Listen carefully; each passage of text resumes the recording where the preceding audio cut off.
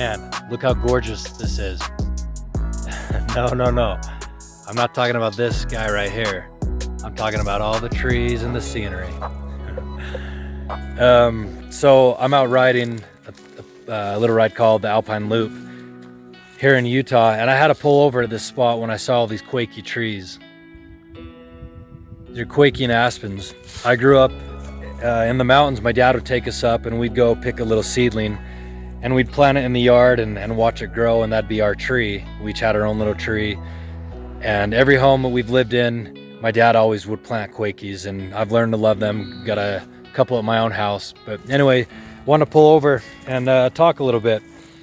It's been a while since I've done a Ride in Paradise video, and to be honest with you, it's been a while since, it's been about 7 months since I've done a Ride in Paradise and given anyone a teddy bear.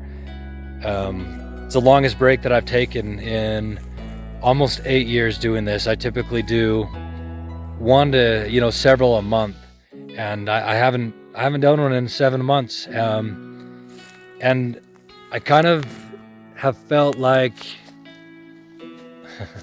a fraud in the sense. So I just announced a couple days ago that the book that I wrote called A Ride in Paradise, it's being released next week, July 21st. And I used these rides for a way to clear my head. And, it started back in 2013. I was in a rough spot, and I learned of a boy named Keaton who had died in an accident, little boy, and I ended up, through crazy circumstances, I ended up showing up to his mom's door with a stuffed animal and a book, and gave it to her. And that experience, and I talk about it in my book, it completely changed my life, and it's a feeling that I got that I never wanted to leave. And I since have been doing these rides to try and capture that same feeling, and I've been doing it for a while, and I love it. And it's something so small and little, but it's something that's completely changed my whole perspective on life. So why the break? Well, my struggles that I had when my older brother passed away, my dad and I, we went to the hospital. We were the first ones to arrive there. And we walked into the hospital room and saw my brother lying on the bed, the hospital bed. And, I was 25, he was 27 years old. He had 2 little kids. And in our church, in our religion, we believe in the power of a priesthood blessing, the power of prayer, right? And my dad and I put our hands on my brother's head, and we offered a prayer to him, and a prayer about him to God. And my dad asked that by the power of prayer, that my brother would rise. And my dad's the most faithful man that I've ever known. And for him to ask for my brother to rise, and 20 minutes later for the doctor to come out and tell us that he didn't make it, something that shook me up, and it took a lot of years for it to surface. And I didn't realize how I guess I suppressed so many feelings on losing him and being in that situation, and seeing my parents go through losing a child. But I think where the problem came for me is this power that I thought we had, this prayer that I was taught my whole life was so powerful. And the one time I needed a prayer to work, it didn't work. And I couldn't understand why God would take away someone who had little kids, and what's the point of praying and if it's not our will anyways. So this was my struggle. And when I started doing these rides, it's as unique and random, I guess, as it is. It's something that has forever changed me. So why the break?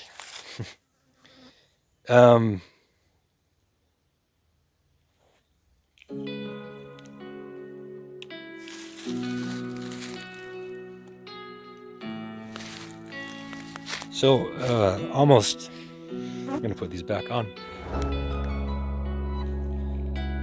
Almost 5 months ago, my father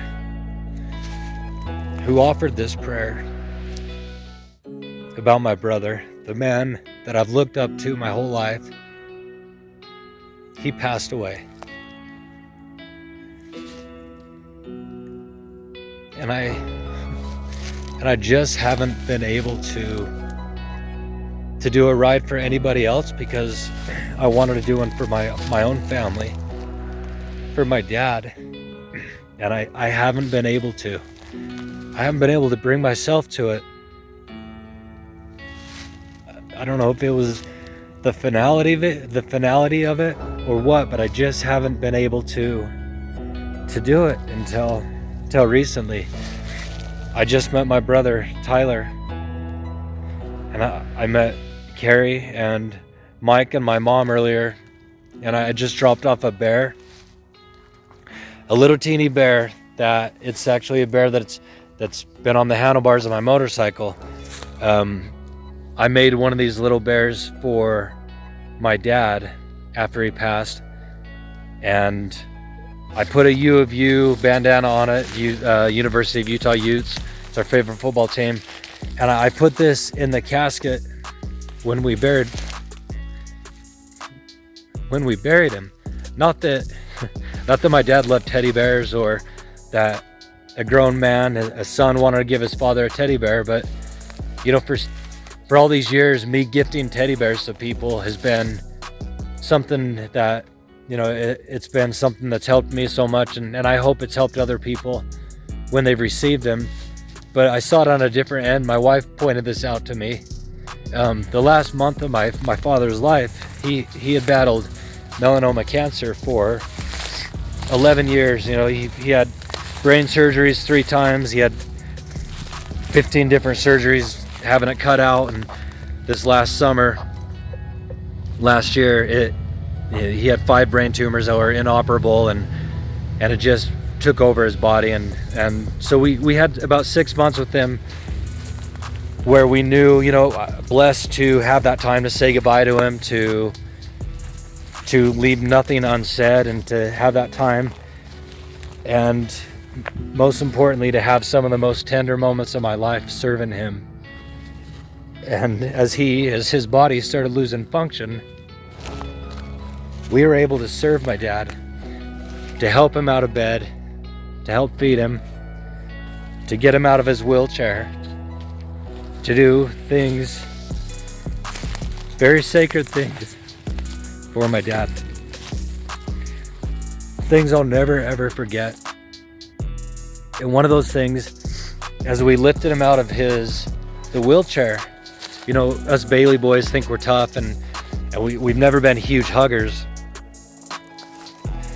But to get my dad out of his chair and out of bed, we had to wrap our arms up underneath his armpits and lift him, and then chest to chest pull him out of bed and out of the wheelchair.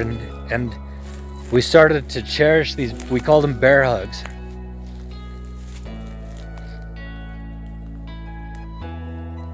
And so that's why I put the little bear in my dad's casket with him, to symbolize those bear hugs, something that I'll never forget. So anyway, that's what I'm doing today. Up here, want to find some peace, with a lot of turmoil going on in the world, and to be honest, I haven't felt peace. At my dad's funeral, I remember looking around. My nieces, McKinley and Behle, had just sang a song called There is Peace in Christ. And after the song, I remember looking around, and people are smiling and have tears going down their cheeks. And I felt this peace come over that I haven't felt in a long time. It was just so, it was awesome. And I felt this peace since my dad passed for a couple months, and recently, I don't know, just the anxiety of everything going on in the world and the chaos, I just haven't felt it. And it's I've known for so long that I feel peace when I'm on my bike doing these rides, and I kind of was punishing myself by not doing it for my dad. And here I am with these quaky trees up in the mountains. And I feel you, Pops.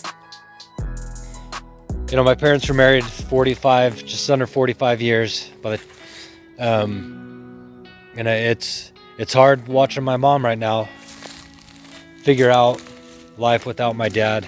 And you know, we're a super close family, and our mom's the glue that holds us all together. And you know, we're doing okay. But anyways, yeah, I'm gonna go hop back on the bike, and I'm just gonna show you some scenery of what I get today, and that's gonna be the end of this ride. And I'm doing this for you, Dad, for my family.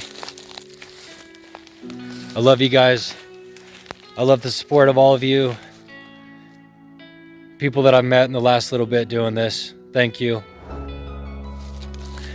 Yeah, it's you know, everything is just kind of coming full circle. The book that I've worked on for so long, and trying to share this story, and yeah, I get insecure, like, who am I to share a story? But I think we all have one, and I'm grateful that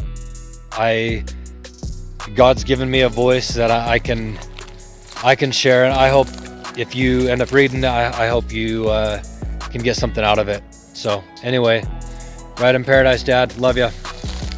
And at the end of this, I will show you gifting a copy of my first draft book and teddy bears to my mom and my siblings.